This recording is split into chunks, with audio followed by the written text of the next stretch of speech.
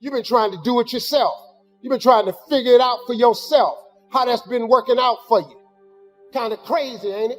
I just told you earlier, you can't figure it out. Ain't no scripture nowhere tell you to figure it out. What you trying to figure your life out for?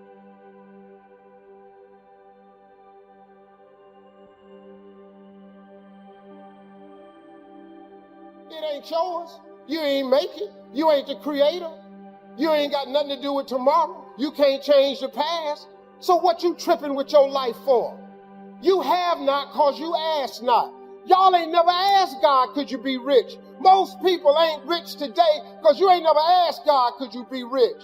I ask God every day when I was homeless. My God is faithful, and my God is powerful, and my God is in charge.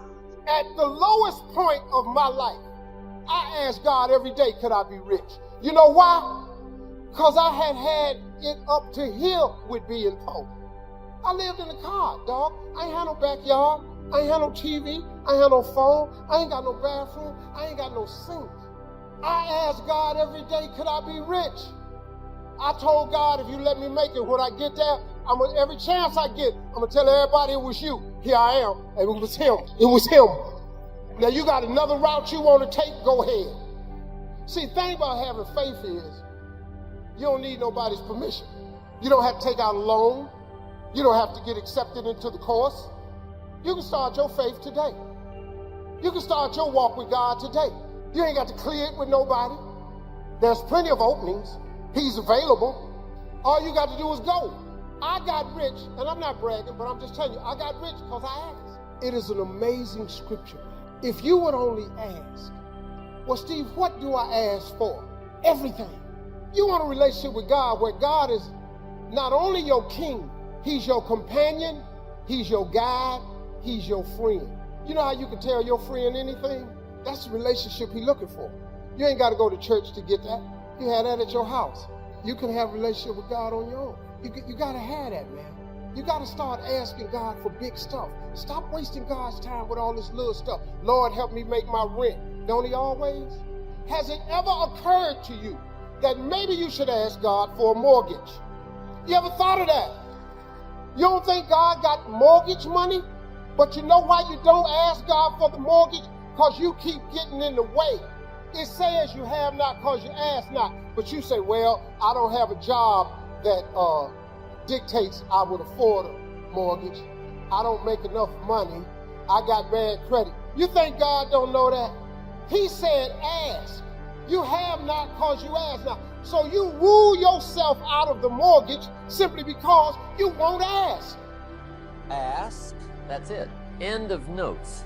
Ask. If there's one art in life to learn extremely well, that's got to be one of them. The art of ask. What does ask mean? Ask means, what do you want? And the formula is staggering. It says ask, and what? A guy ought to look into that. He says, yeah, but you work where I work. By the time you struggle home, it's late. You got to eat a bite of supper, watch a little TV, get to bed. You can't sit up half the night, ask. And the guys, see, you've got to be better than a good worker. You've got to be a good asker. Now, let me give you 3 key points on asking and receiving. This can do it. Number 1, asking is the beginning of receiving. Asking starts a unique process, mental and emotional. I don't even know how it works. All I know is it works.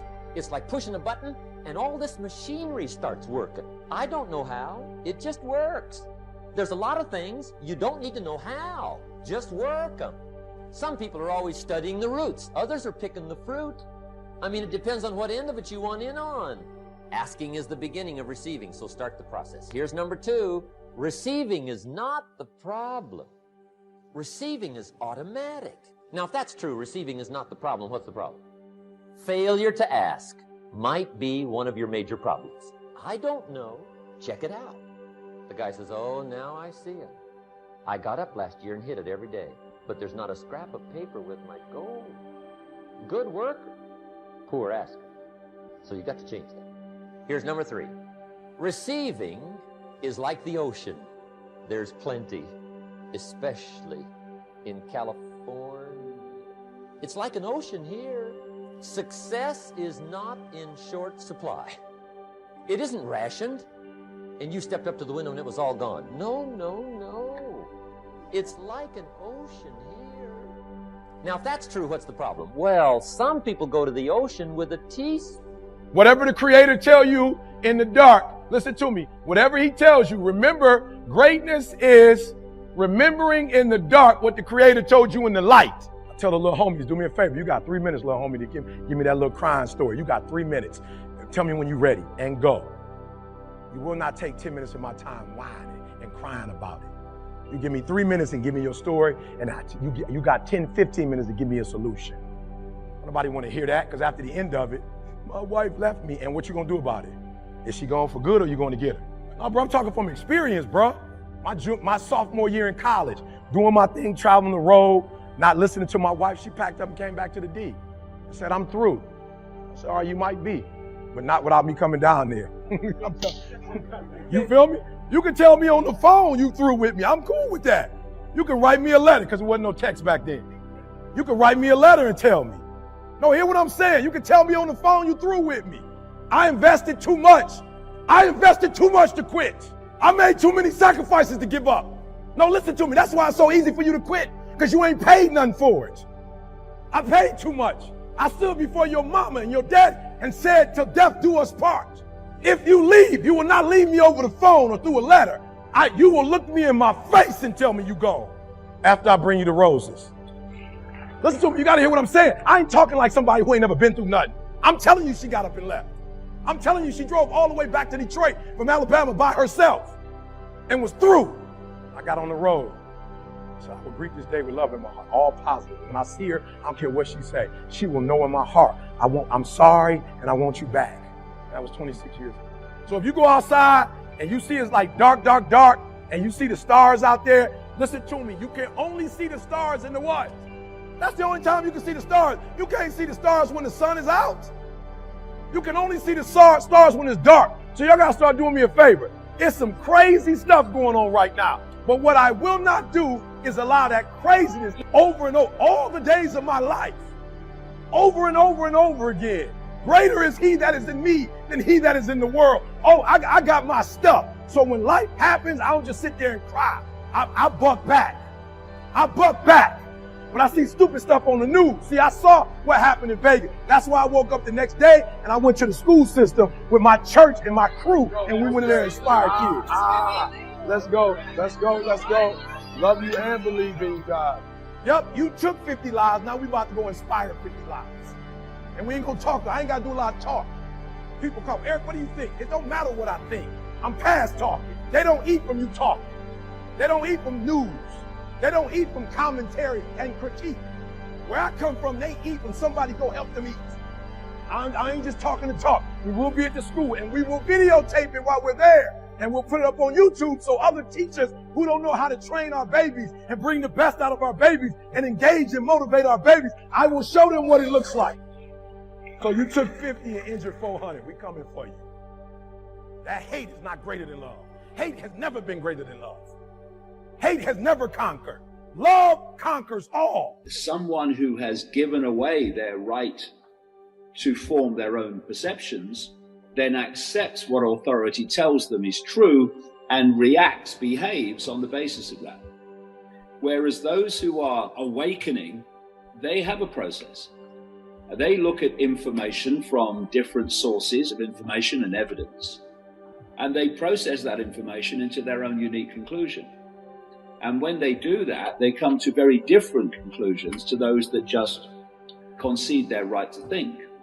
And we are seeing now, in this ever-gathering extreme of the COVID era, the very clear expressions of the difference between not controlling your perceptions and controlling your perceptions, because we are looking at two very, very different groups of people who are very different because they have very different perceptions and therefore they behave differently. These two groups have always been there to be seen throughout human history, in every culture. This is why if you look through human history, and as we perceive history anyway, the few have always controlled the many, because the great majority have always gone through this process of conceding their right to form their own perceptions and taking them from authority. Either that, or the other group that concedes its right to make its own decisions is another group that really can see some of it and doesn't really want to do what it's being told to do, but does it anyway because it fears the consequences of not doing so.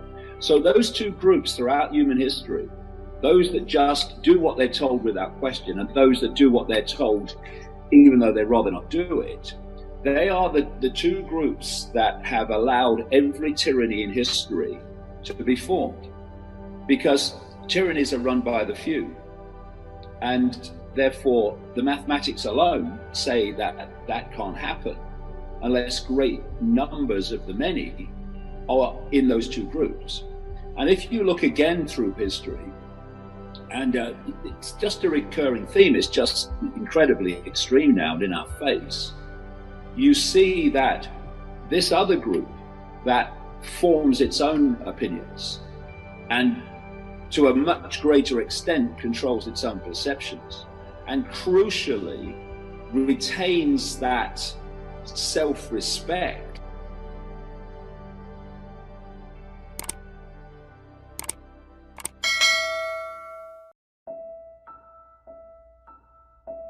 Your belief is counted unto you as righteousness. It will make the difference between where you fell short and what I call you to be. The last mile of the way is filled in simply by faith. That's a really good deal.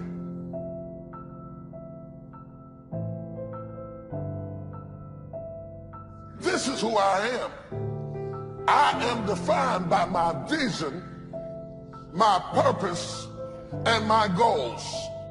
That's my playbook. That's my creed. That's what I believe. You see, the reason that's important, if you know who you are, then you know who you are not. If you don't know who you are, somebody can ascribe any identity onto you, and you will morph into whatever they want you to be. And that's what has happened with a whole lot of us. Some of us have been 10 or 12 different people depending upon who we were with, because we don't know who we are. We become whoever they want us to be, and then when they leave us, we are confused because we have no real understanding of who we are. Whatever we have right now, whatever we're demonstrating in our lives, is a result of what we believe subconsciously that we deserve. And part of increasing that belief level is that you have got to convince yourself every day. Let me share something with you. You can learn all the techniques in the world. If you don't believe in yourself, it won't happen for you. All of the power that you have and all of the strength that you have and all the ideas that you have are born in your uniqueness. And what makes you unique, and this may sound really silly, but it's just really true. What makes you unique is what makes you special. And if you don't, if you spend your whole life trying to conform, trying to be what somebody else thinks you should be, or fit into a mold or fit into a system, and you dull down your specialness, then you're dulling down all of your ability to change the world. So I think that it's very, very important that people have an opportunity to be the best of themselves that they can be. Wouldn't it be amazing if you believe that? Wouldn't you sleep good tonight if you believe that? Wouldn't you walk around with your head up and your back straight if you believe that? Say it again, I can do all things. You wouldn't be intimidated by anybody, anywhere, at any time if you just believe that. Say it again, I can do all things. Can you imagine how different your job interview would go if you really believed that and walked in, they said, what do you do? I can do. Imagine if you were taught that from the time you were born into the world. The first thing your mama told you when they spanked you on the behind is, don't worry about it, baby. You can do all things. We quote it, but we don't believe it. I believe in me. If you stop believing in me, I'm not going to believe in myself any less. If you believe that I'm irrelevant, that no one is checking for me, and that I don't mean anything to the world, because you think or believe that about me, it doesn't mean that I'm going to believe it about myself. See, the day that you start living your life according to everybody else's opinion is the beginning of the end. Most of y'all, I see it every day, all day. Most of you guys don't actually know your self-worth. You don't know your self-value. So you're like a vulnerable little child and you're shaking. And it's like, everybody loves me this week, so I love me this week. Next week, it drops. So now you're running around insecure, feeling self-conscious, and not loving yourself, sad and depressed, based on the feedback, the responses, and the energy that the rest of the world is giving you.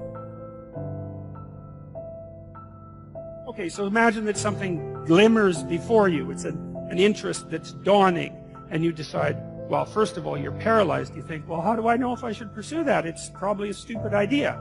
And the proper response to that is, you're right, it probably is a stupid idea, because almost all ideas are stupid. And so the probability that as you move forward on your adventure that you're going to get it right the first time is zero. It's just not going to happen. And so then you might think, well, maybe I'll just wait around until I get the right idea, and which people do, right? So they're like 40-year-old, 13-year-olds, which is not a good idea. So they wait around until it's waiting for Godot, until they finally got it right. But the problem is you're too stupid to know when you've got it right. So waiting around isn't going to help, because even if the perfect opportunity manifested itself to you in your incomplete form, the probability that you would recognize it as the perfect opportunity is zero. You might even think it's the worst possible idea that you've ever heard of anywhere. Highly likely. Highly likely. And so you can take these tentative steps on your pathway to destiny, and you can assume that you're going to do it badly. And that's really useful, because you don't have to beat yourself up. It's pretty easy to do it badly. But the thing is, it's way better to do it badly than not to do it at all. You'll be surprised of the ideas that will come to you, of the people that you'll be able to attract, of the opportunities that you'll be able to see. You'll begin to see things that have been standing there looking you in the face, saying, I can't believe this has been here all this time. Here's a habit that I do.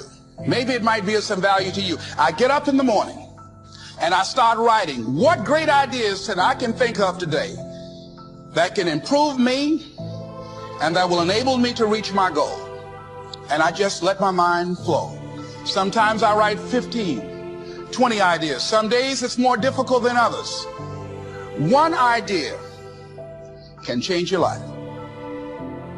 See, anybody who's ever done anything, who's ever taken a chance, doesn't mean that they are not afraid. Courageous does not mean being the absence of fear. I think that being courageous is willing to do it because that's what you feel, and you're going to do it anyhow, regardless. You're not going to be immobilized by your fears or your doubts. You admit, okay, I'm scared to death. Now, okay, what is it that I must choose to do? Go ahead and experience that fear, but don't let that fear immobilize you. I'm telling y'all right now, the day that you allow the opinions of everybody on the outside world to define your day-to-day, month-to-month, and year-to-year, it's the beginning of the end. Love yourself, believe in yourself, independent of the validation of the world. Have opinions and feelings about yourself, independent of the feedback. Those of you who are dealing with things, walking through situations in this life, those dreamers in here who are trying to build a dream, everything seems to be going fine, and all of a sudden you hear something. There's a rumbling. Something is happening that is trying to distract you. You got anxiety. You can't sleep. You're tossing and turning all night long, wondering what is going on. God, what is going on in this moment? What is going on? What is happening right now? I've been there. It's a very difficult place when you know that you've got anxiety all over you. Everybody has dreams, and as much as you want to be able to listen a little bit, because somebody's going to give you a gem, but nobody knows but you you can't get advice on what you should do with your life, right? Nobody knows what you are. Like even sometimes you don't really even know what you are. You got to take your shot. And it's like, as much as you want people to agree and you want the people around you to be supporting your dreams and all, it's not going to be like that all the time. You got to do it alone. And people will help you, and when you get the ball rolling, people will jump on. But if you don't believe, nobody else is going to believe. You have to go from being a person of good intentions to a person of good actions. That's the great separator. To develop yourself, you've got to get out of the intending world and get into the doing world. In fact, your good intentions are good intentions, but they're worthless. Totally worthless. The most overrated phrase in the world is good intentions. I know all kinds of people, they have good intentions, but they never do good because they didn't act upon what they knew. So if you want to develop yourself and you want to get better, just act on what you've already expressed that you want to do. The moment you quit talking about it and start doing it, now you've got something. I had a friend named Randy one time who came to me and said, John, your talk talks and your walk talks, but your walk talks a lot louder than your talk talks. That's true. Become a person of action today. Key phrase, faith is the ability to see things that don't yet exist. And that's how things exist. How did this hotel get here? Someone saw it while the property was vacant. You say, well, is it possible to see this hotel when it isn't here? And the answer is yes, of course. If somebody cannot see it when it is not here, then it will never be here. So it's possible to see things that don't yet exist. When should you start building this hotel? This is a good question for your philosophical musings. When should we start building the house? When should we start? And here's the answer. As soon as it's finished. You wouldn't start building the house until you had it finished. If you just started laying bricks and somebody came around and said, what are you doing? I said, I'm just laying bricks. And said, what are you building? And you said, I have no idea. See, they'll take you away to a safe place. So have you got that now? It's possible to finish something before you start. In fact, it would be a bit foolish to start until you had it finished. We've heard the old expression, don't count your chickens until they're hatched. No, we have the ability to count our chickens long before they're hatched. Because we know, we have faith, we believe. We use the law of averages. There's bound to be at least so many. So it's possible to see the end, then begin. Start looking into the future of what you would like to accomplish, where you would like to go, the person you would like to be, and see if you can't get a better picture of the finished objective. See yourself there, see yourself in possession of. Decide what you want and act as if it was already yours. Now, the reason we can act thinking that it's already ours is because not only can we vision the end results, we can also vision the beginning of making it real. So we don't start till it's finished, but it is possible for human beings to finish something before they start.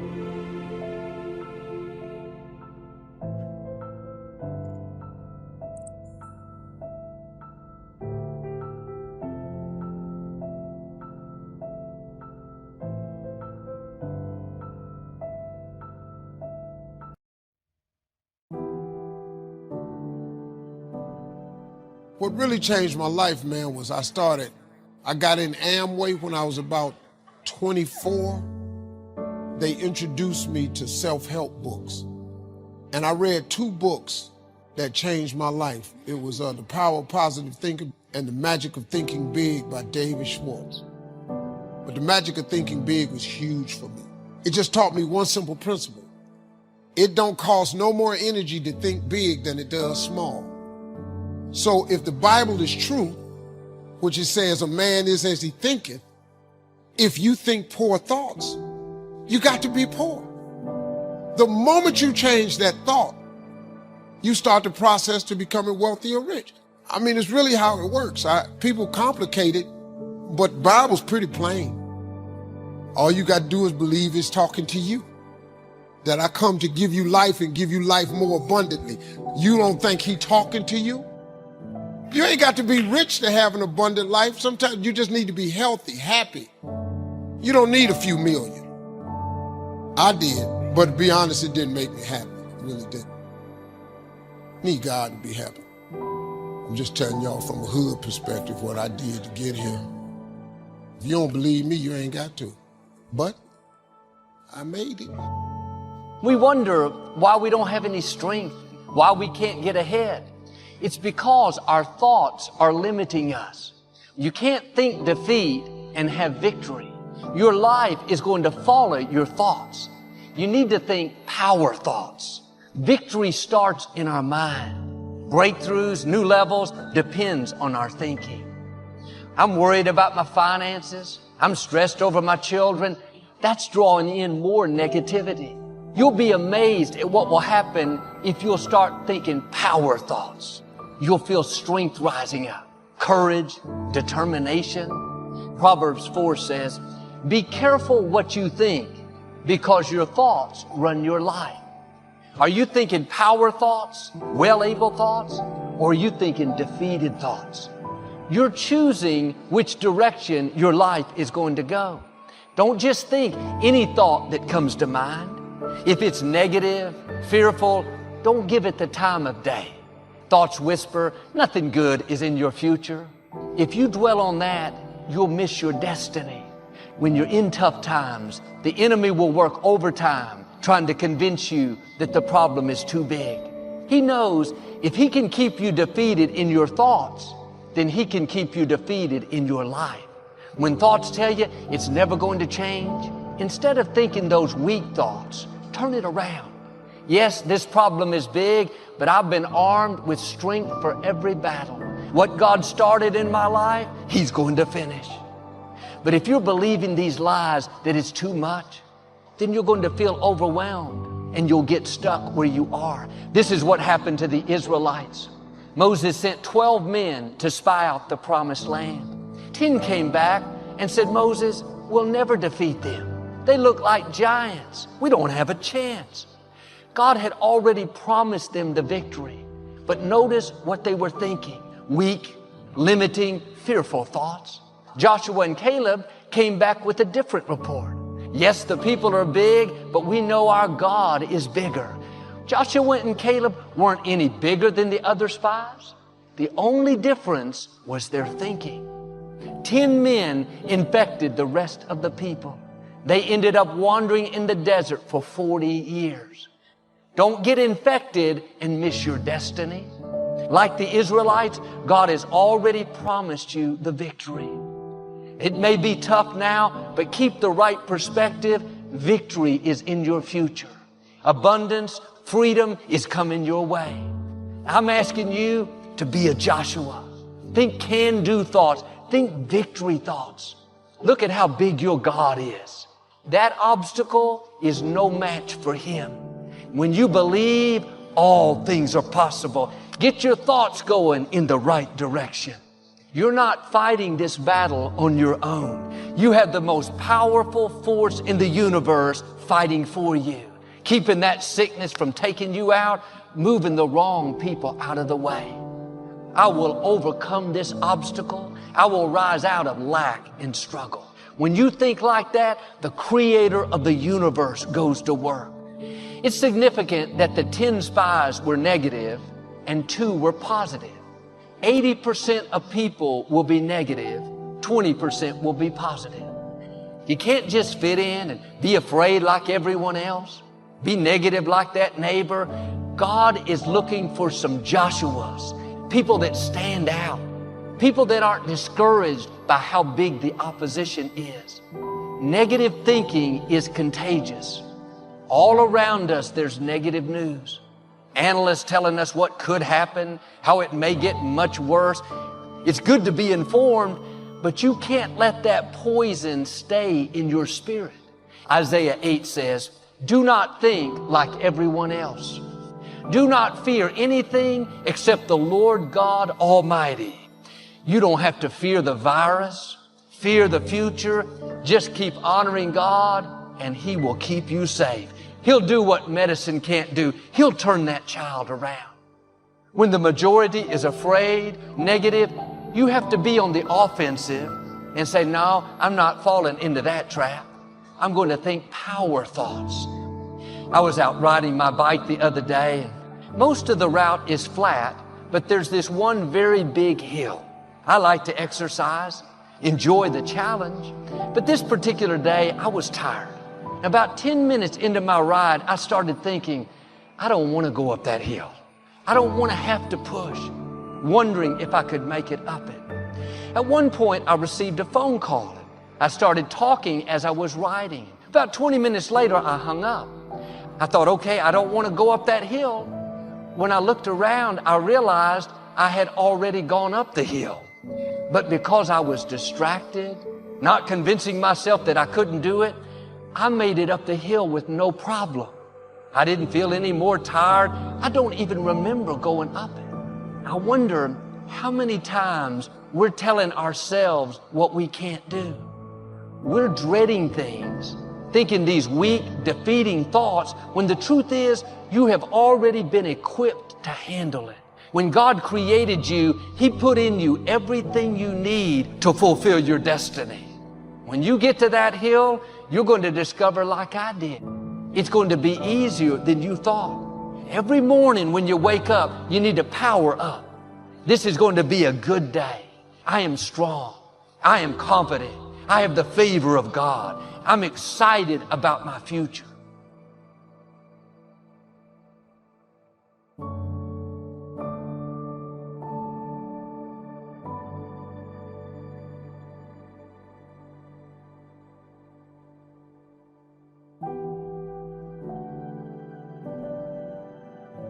Listen, getting successful, whatever you consider successful, if it's rich, whatever, it's not a magic trick.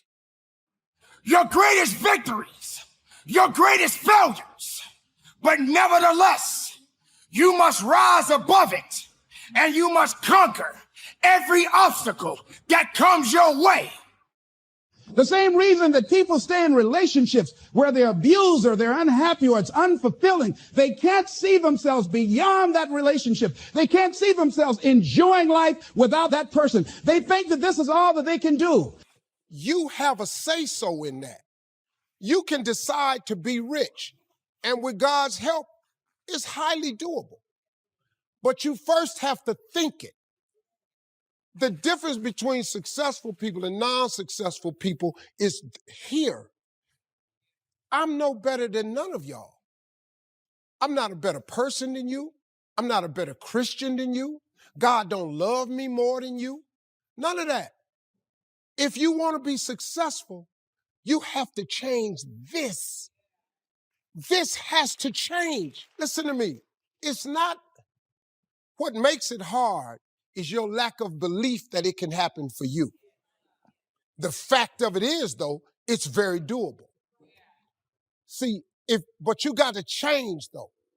Are you strong enough? Are you willing enough? Do you have what it takes to do what's necessary to adapt and overcome? This is the moment that every living person that is at the start line is ready to cross the finish line. Along this journey, you will be pushed. You will be knocked down, but you don't stay down. You must rise up. You must carry on. You must dig deep. You must fight forward. You fight to the end. If you feel weak, find a way to rise up.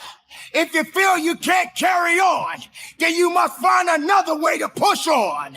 If you get knocked down, then you crawl. If you can't crawl, then you roll. You don't stop. You push up. You go forward. You work hard. You keep going. If you keep doing what you've been doing, you're going to keep getting what you've been getting. So if you're at a place in your life and you ain't happy with it, you have to change some things. But you have to make a conscientious decision that you're going to change. And it's not dependent on anybody else. It don't matter what your mama think. It don't matter what your coworkers think. It don't matter what your siblings think. It don't matter what your children think. It don't matter. They have nothing to do with it. This decision is yours and yours alone. It's two people born in a hospital every day.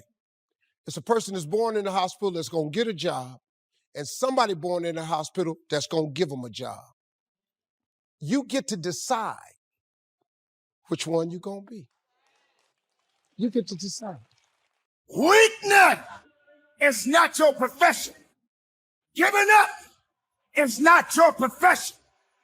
Doubting yourself is not your profession.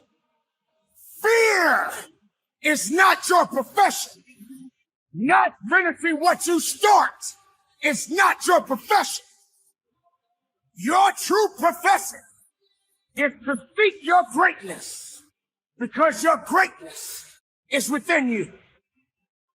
Tomorrow is not your friend. Yesterday has nothing to do with your possibilities. Now, focus on what is necessary and get the job done what's in front of you.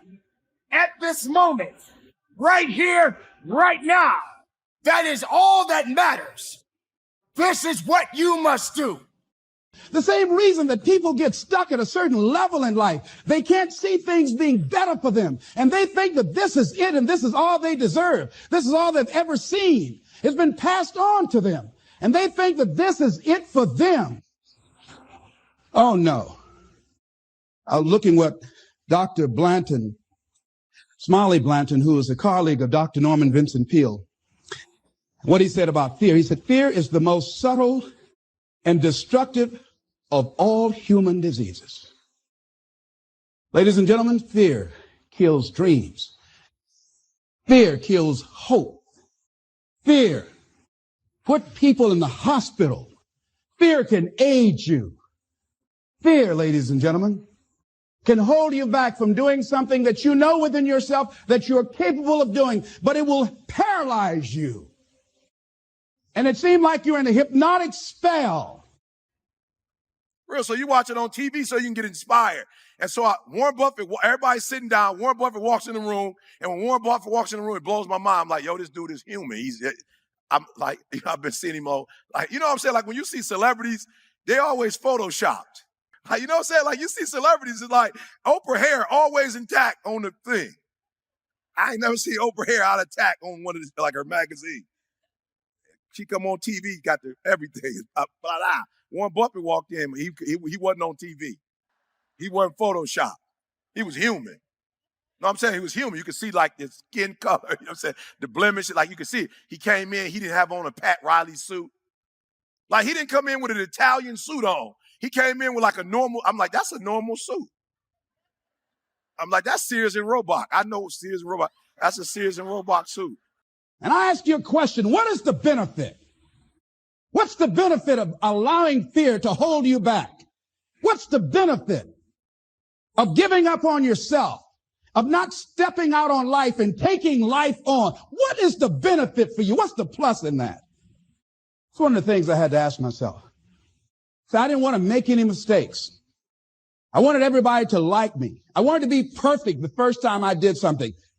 It's not going to happen.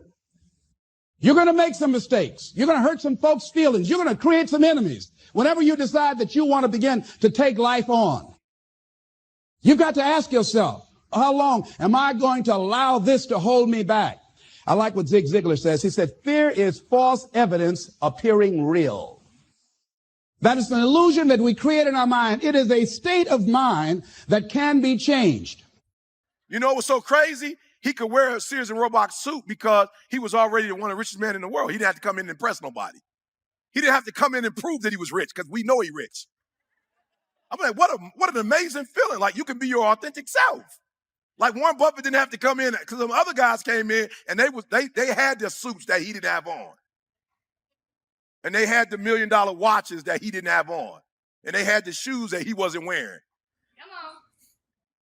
This was Warren Buffett. Like I saw his shoes. I'm like, yo, you can get those at Macy's.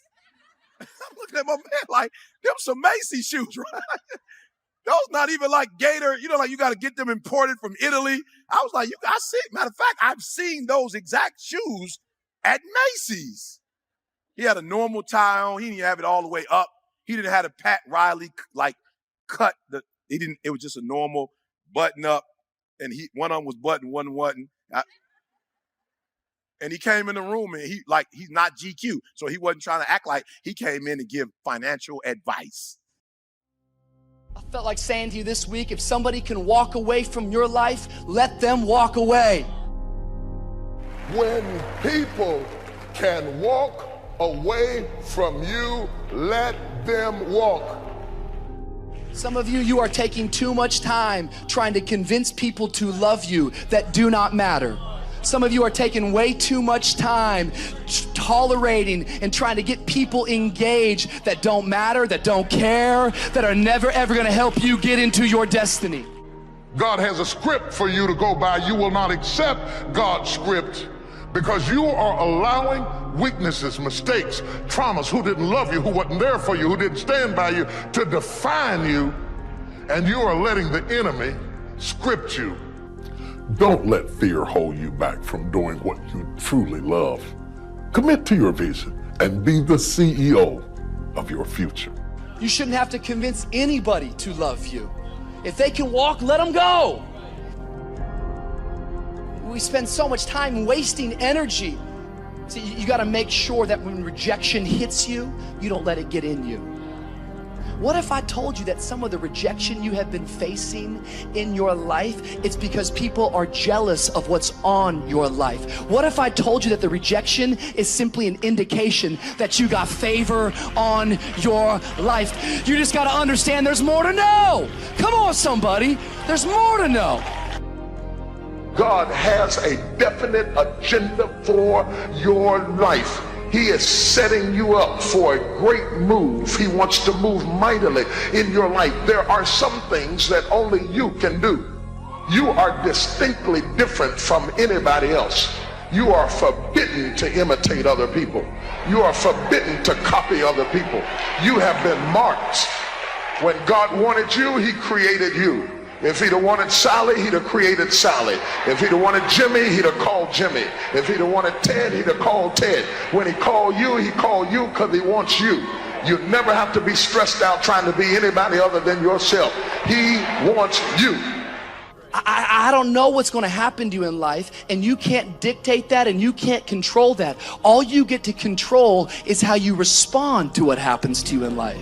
Because there's no escaping rejection. There's no escaping hearing the word no. If you're going to actually live your life to do something bigger than yourself, you should get used to hearing no, but you shouldn't let no stop you.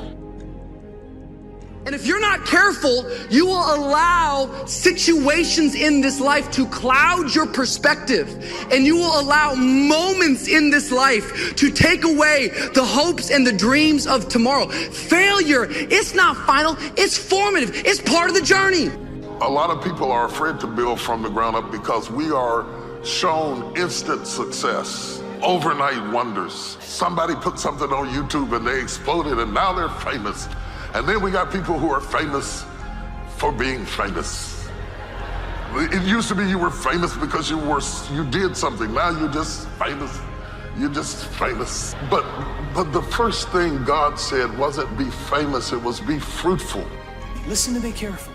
One thing, one person, one offense, one hurt can begin to so consume you that you can lose your destiny.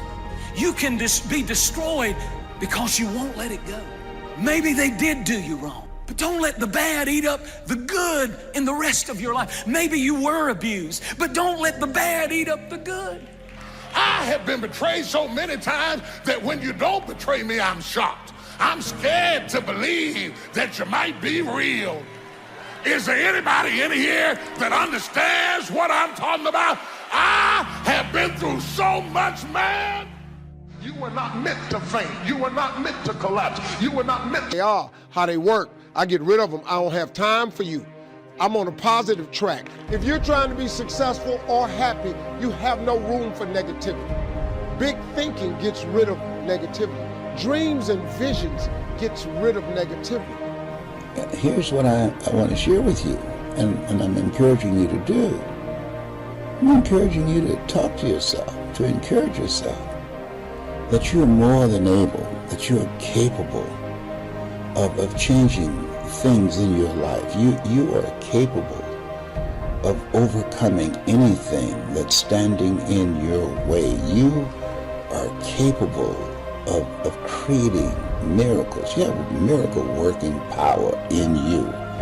You are capable of dealing with adverse circumstances and growing through whatever life throws at you.